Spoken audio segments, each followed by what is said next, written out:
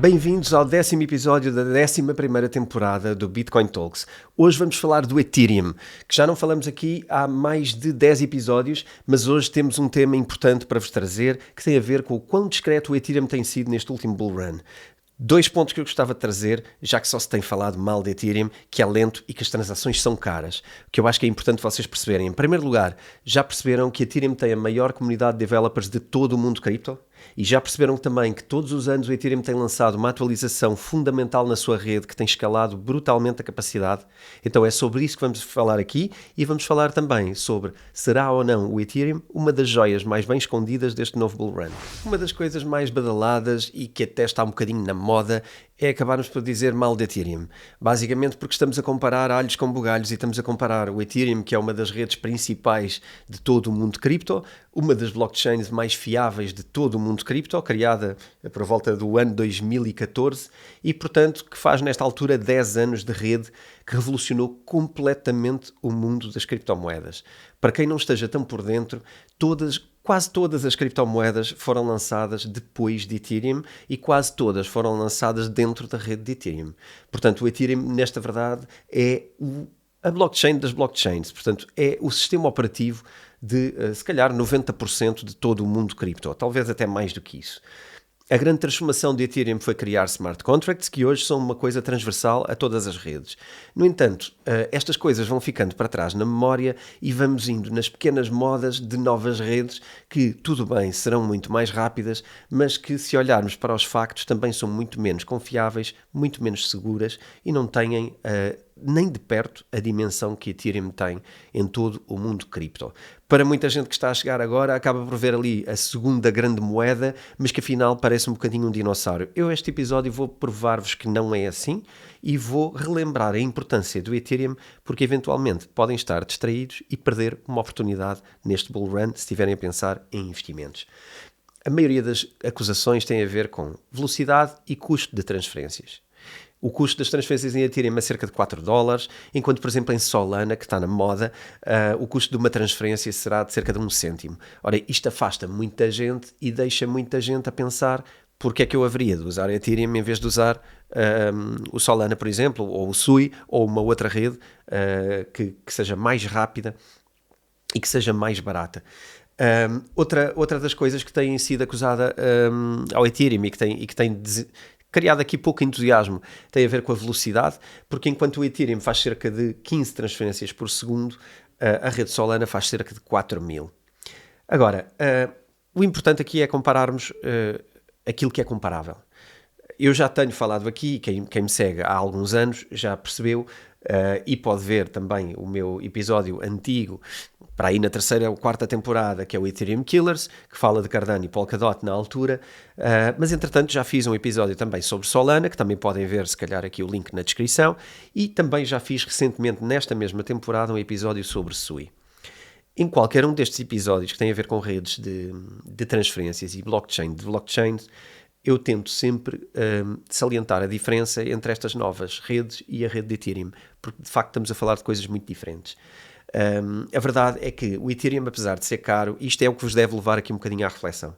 Apesar do Ethereum ser caro, o Ethereum continua a ser a rede com mais participação, com mais transferências e, portanto, isto deveria levar logo as pessoas a pensarem porque é que tanta gente faz transferências em Ethereum e porque é que tantos projetos são alojados em Ethereum se existem outras coisas mais baratas e mais rápidas. Portanto, isto logo à partida, isto eu acho que é uma red flag que se deve pensar, porque vai levar a todo este desenrolamento que eu vou fazer durante o episódio. Ora bem, o que é que a Ethereum traz? À partida traz logo segurança, não é?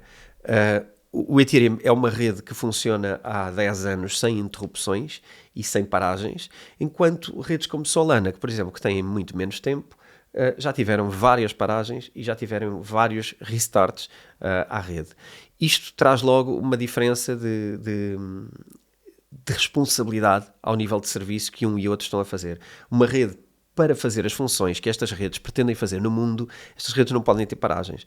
As paragens têm logo 2 problemas. Em primeiro lugar, param processos na rede, portanto, se alguma coisa no mundo for baseada nisto, essa coisa vai parar. E, portanto, se nós estivermos a achar que uma blockchain pode ser a máquina que está por trás do funcionamento da inteligência artificial no mundo, ou a máquina que está por trás de qualquer sistema que precisa de confiança,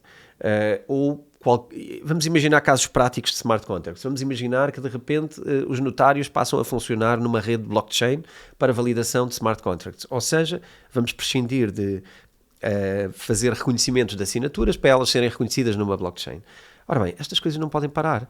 Durante o dia as pessoas precisam de fazer transferências, precisam de fazer transações. E não podemos ter de repente pessoas que querem fazer negócios e que não conseguem fazer negócios porque a rede parou. E depois, quando é que volta? Como é que sabemos quando é que volta? Como é que sabemos qual é que foi o problema? Como é que sabemos se é fiável ou não é? Que alteração é que está a acontecer? Perdeu-se ou não se perdeu a informação durante este momento de pausa? Portanto, as coisas não podem parar. Uma blockchain, para ser credível e para funcionar com a implementação pelo mundo fora, não pode parar. Pensem também que uma blockchain vai sempre ser a inteligência da comunicação entre máquinas. Uma blockchain é das coisas mais úteis que pode haver no dia em que quisermos colocar a Internet of Things a funcionar profundamente, ou seja, equipamentos a falarem com outros equipamentos, ou programas a falarem com outros programas. Portanto, sempre que é preciso confiança, uma blockchain é um bom circuito para percorrer entre dois sistemas. E se este sistema não for de confiança e tiver interrupções ou paragens, nós não podemos adaptar casos sérios ou casos complexos numa blockchain. E, portanto, aqui, automaticamente, quem quer serviço de qualidade e quem sabe que não pode interromper uma rede, nunca vai implementar nada sério, governamental, de impostos, do que quer que seja, de contabilidade, do que quer que seja entre empresas. Ninguém vai implementar nada numa rede que pode ter paragens ou numa rede que de repente tem falhas ou que tem hacks. O Ethereum é, neste caso, provavelmente a única das blockchains que alojam este tipo de smart contracts que não teve paragens e que tem o máximo de confiança. Outro ponto que eu acho muito relevante puxar é o facto de o Ethereum ter vindo a fazer atualizações ao longo do tempo e ser sempre aquela rede que vai mais devagar, mas que normalmente é ela que cria toda a tecnologia. É preciso não esquecer que Solana, Sui, Polkadot, qualquer rede que compete com Ethereum é construída com base em tecnologia e em ideias que foram criadas dentro de Ethereum. Tanto Polkadot como Cardano são pessoas que foram cofundadoras do Ethereum e que saíram para criar uma rede que usou uma ideia que foi desenvolvida dentro de Ethereum. E depois, quando vemos as novas redes, são criadas em cima de sistemas de consenso que foram também imaginados, e alguns deles pelo próprio Vitalik Buterin, que é o líder da rede Ethereum. Portanto, eu acho que não estamos a atribuir as devidas responsabilidades e não estamos a dar os louros a quem os merece. E eu acho que, se olharmos para cotações e se olharmos para comportamentos em mercado, a cotação de Ethereum é aquela que mais se distancia da qualidade daquilo que existe na rede. Portanto, se calhar, se quiséssemos aqui fazer uma comparação para os tempos em que, por exemplo, eu entrei e comecei a investigar mais, se calhar na altura até que publiquei o meu livro, talvez um pouco antes disso, o Ethereum valia cerca de 10% da Bitcoin em termos de valor por moeda. Hoje em dia temos uma distância muito maior. O Ethereum tem-se vindo a distanciar pelas qualidades e por aquilo que tem sido reconhecido no mundo em relação à Bitcoin. O que me parece é que em relação ao Ethereum a qualidade está lá, o desenvolvimento está lá, mas o reconhecimento não está lá. E temos vindo para este tipo de narrativas mais modernas, como Solanas e Suis e outras tecnologias que eu também já comentei e que têm o seu valor, mas estamos a esquecer daquela verdadeira rede que hoje é a que apresenta serviço e é a que tem a maior quantidade de projetos. Isto quer dizer que quando toda a gente que está a entrar em criptomoedas e a compreender melhor este mundo, e também toda a gente que está à espera deste momento, assim que haja aqui um sinal de atividade em valorização de Ethereum, eu acredito que vamos ter uma surpresa e que ele vai disparar para uma escalada, e é por isso que eu chamo este episódio com este nome. Há alguns argumentos que vocês possam não saber. Tanto DAI como stablecoins, como o USDT e o USDC são baseadas em rede Ethereum. Portanto, logo aqui temos ecossistemas brutais dentro da rede de Ethereum. A maioria de NFTs, e especialmente os NFTs com valor e com qualidade, são baseados na rede de Ethereum. Se falarmos de Real World Assets, palavra difícil de dizer, expressão difícil, também A maioria dos projetos credíveis e os maiores projetos são baseados em Ethereum. Se falarmos em GameFi e por aí fora, também são projetos onde Ethereum se distancia dos outros. Já vos disse sobre a maior comunidade de developers e isto é muito, muito relevante porque as grandes ideias revolucionárias e credíveis estão desenvolvidas em Ethereum. Portanto, se calhar, se pensarmos na grande nata de developers e de programadores, a maioria deles tem estado na rede de Ethereum. O Ethereum nunca teve quebras desde 2015 e ao contrário destes amigos Solana e outros concorrentes que já tiveram várias interrupções. Gostava de falar-vos aqui um bocadinho sobre também o desenvolvimento que passa despercebido de novas implementações desde o merge, portanto, desde que o Ethereum passou a Proof of Stake. Para quem não se lembra, o Ethereum antigamente era Proof of Work, portanto funcionava como a Bitcoin, era mineração. Hoje em dia o Ethereum é Proof of Stake. E com o merge, que foi o momento em que unimos as duas redes, a Proof of Stake e a antiga Proof of Work, passaram a haver implementações que às vezes passam discretas e que nem sempre se traduzem em valorização da moeda. Isto também é relevante. Porquê? Porque, na minha opinião, sempre que há uma valorização de um ativo em qualidade inerente ao ativo e ela não se expressa em preço, o que acontece é uma acumulação de energia. Portanto, temos mais valor no ativo, mas ele não se expressou em preço. Ora bem, isto é um bocadinho uma panela de pressão, porque se nós continuarmos a não trazer valorização para esse ativo, ele está a acumular valor e depois vai haver um dia que vai ter que escalar. E, portanto, o meu sentimento em Ethereum é muito bullish, é exatamente sobre isto. Depois do merge tivemos o Chapella, que permitiu retirar stakings que foram feitos no 2.0. Tivemos a implementação do Dencun, que eu fiz um episódio na altura, portanto também podem procurar um episódio aqui para trás sobre a implementação de Dencun, que foi muito relevante para a rede de Ethereum. E agora vamos ter uma das atualizações também mais relevantes no primeiro semestre do ano de 2025. Eu digo primeiro semestre, apesar da equipa dizer primeiro quadrimestre, e digo assim porque estou habituado a estes pequenos atrasos na implementação de novas soluções. No entanto, o Pectra também vai ser um desenvolvimento significativo e se nós em Dencun vimos uma subida de 70% no preço depois da implementação de Dencun, aliás, na altura da implementação, eu acredito que em Pectra também podemos ver aqui uma atualização de preço grande. Uma curiosidade, não sei se estão por dentro, eu num episódio passado já falei disto, não sei se sabem como é que são criados estes nomes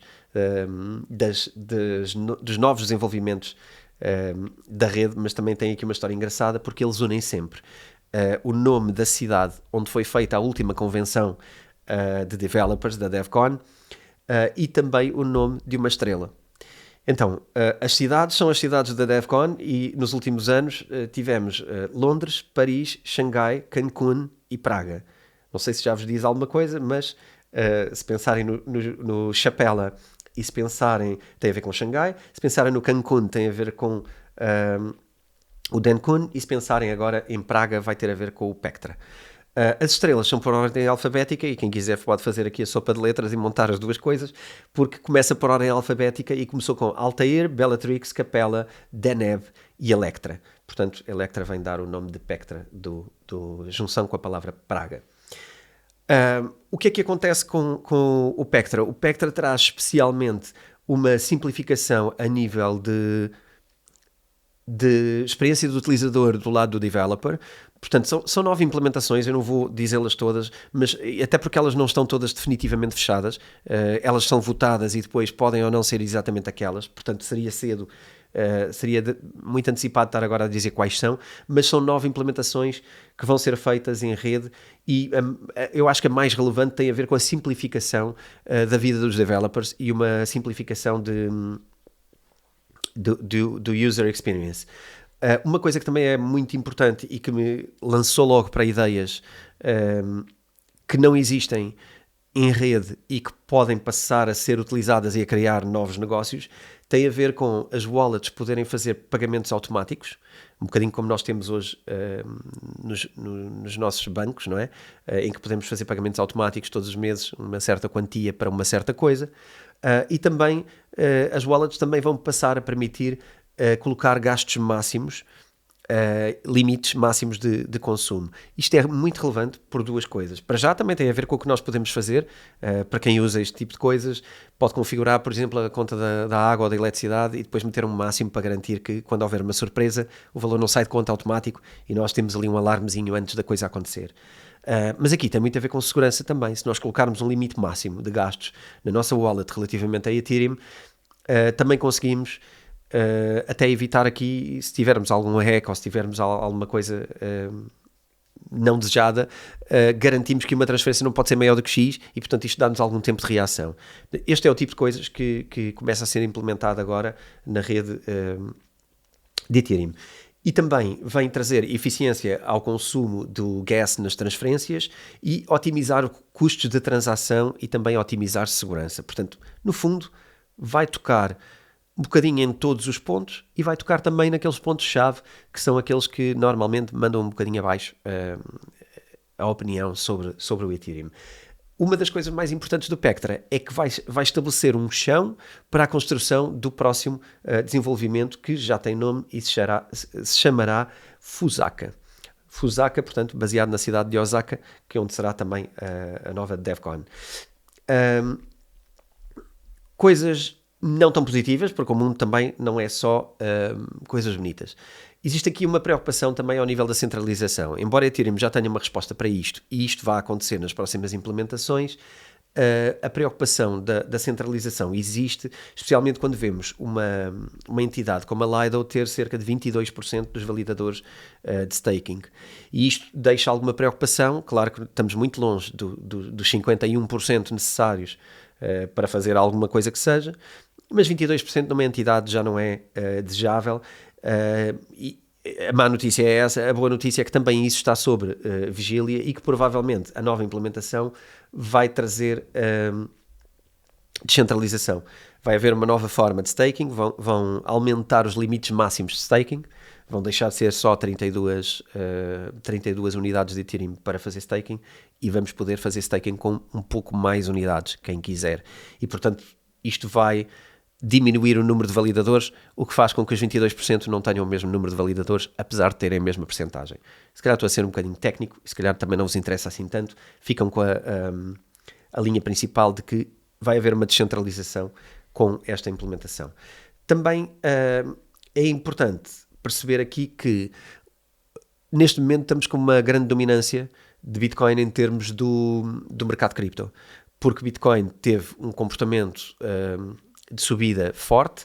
É o que normalmente acontece em cada ciclo. Bitcoin arranca primeiro e depois o resto. Neste momento estamos com uma dominância grande, que eu já vos dou um truque no final.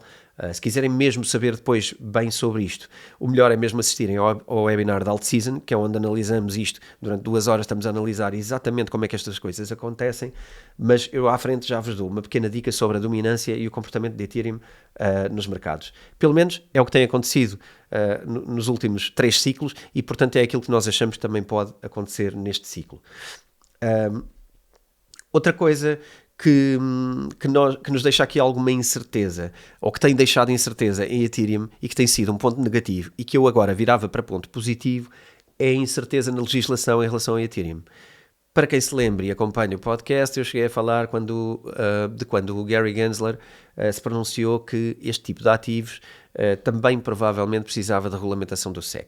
Isto deixou as pessoas na dúvida sobre o que é que poderia acontecer com o Ethereum, por causa do Proof of Stake, porque é diferente da Bitcoin.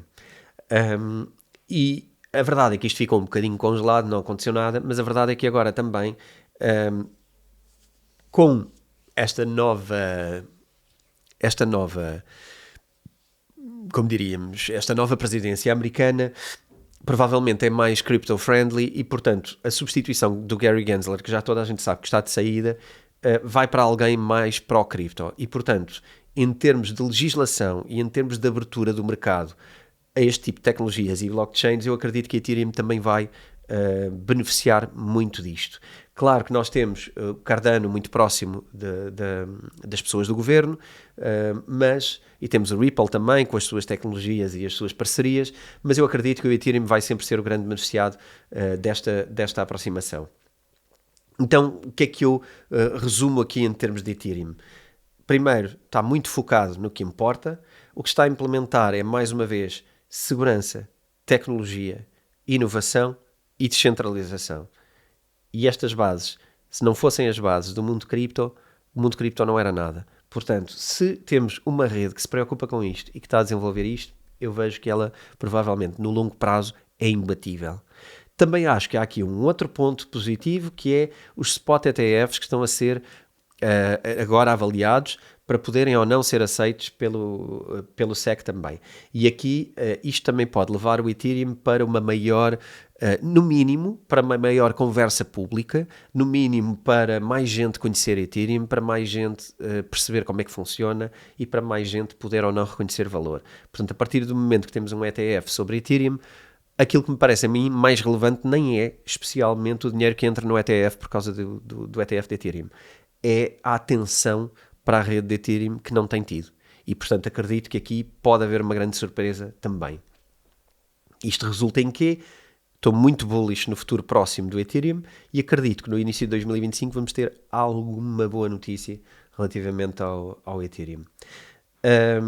Portanto, já vos falei da implementação de Pectra e já falei da preparação para o Fusaka, que será provavelmente em 2026, e isto o que faz é garantir também aqui uma frequência de atualizações, porque as anteriores foram de ano em ano e agora temos mais uma em 2025, que será a Pectra, e em 2026 já está prevista a de Fusaka, que cerca de um ano depois da outra. Ethereum é também a casa de DeFi, ok? Eu não falei ainda sobre isto, mas a maioria do mundo DeFi funciona dentro de Ethereum. E se houver esta tal legislação favorável de libertação das amarras do mundo cripto e das blockchains, entenda-se que isto, eu estou a falar de legislação ampliada e de ser um ecossistema mais favorável, também vamos entrar de certeza numa escalada de Ethereum, porque Ethereum está muito mais preparado para enfrentar o crescimento e a credibilização, e os projetos que estão dentro da Ethereum vão todos crescer. Portanto, vamos ver um crescimento de Layer 2 que gera crescimento e fidelização à Layer 1. Enfim, eu deixo-vos estas reflexões todas para que possam olhar e avaliar, e sobre aquela dica que eu vos tinha dito de reflexão e de forma de avaliar. É uma pequena dica, mas tem a ver com olharem para o gráfico que compara cotações entre Ethereum e BTC, ou seja, valorização de um versus o outro. Olhem para este par. Este par é normalmente um par que antecipa o momento em que Bitcoin perde relevância, perde a dominância no mercado e podemos ver outros comportamentos a subir. Garantidamente que vamos ver isto acontecer, vamos ver Ethereum a conquistar valor versus Bitcoin. Isto só acontece depois de Bitcoin começar a atingir os máximos do ciclo. Portanto, olhem para isto, mas se quiserem mesmo analisar estas coisas em profundidade, eu deixo-vos aqui o link na descrição para o webinar da Alt Season, que é uma autêntica masterclass em tudo o que vai acontecer na Alt Season. Preparem-se para ela. Portanto, o webinar está pronto, a Alt Season há de arrancar em inícios do ano. Preparem-se para isto, vejam se vos interessa e sigam esse link. Para já, eu creio que é tudo. Terminamos a temporada com este episódio, mas não vamos parar. Portanto, para a semana seguinte cá estaremos com um novo episódio na nova temporada 12 do Bitcoin Talks. Por isso contamos já contigo para o próximo episódio. Desde já um Feliz Natal, porque isto vai acontecer antes do próximo episódio. Portanto, espero que passem um bom fim de semana e tenham um Feliz Natal. E, enfim, sigam a nossa comunidade também, vejam os links que temos aqui na descrição, vejam os referrals e aquilo que vos fizer sentido. Estamos aqui para continuar a produzir conteúdo de qualidade todas as semanas, para que vocês possam tomar as melhores decisões de investimento. Um grande abraço para todos e um Feliz Natal.